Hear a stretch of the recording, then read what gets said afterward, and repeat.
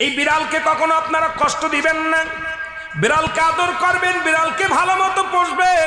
বিড়াল যদি কোনো জাতির জন্য দোয়া করে, কোনো গৃহস্থর জন্য দোয়া করে, ওই সংসারের মধ্যে উন্নতি শুরু হয়ে যায়। ওই সংসারের মধ্যে আর এক নাম্বার হলো, যে ঘরে বিড়াল থাকে সেই ঘরে জিন আসতে পারে না, জিন বাস করতে পারে না।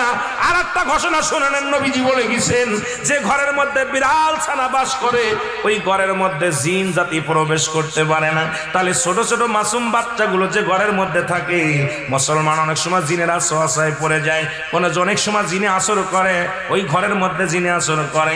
যে ঘরের মধ্যে বিড়ালকে আদর করে বিড়াল থাকে, ওই ঘরের মধ্যে বিলাই বিড়াল বিড়াল বিলাই বিলাই, এইটা যার ঘরের মধ্যে আছে এই ঘরের মধ্যে দুষ্ট জিনেরা আসতে পারে না। জোরে জোরে চিল্লায় বলা যাবে না মারহাবা।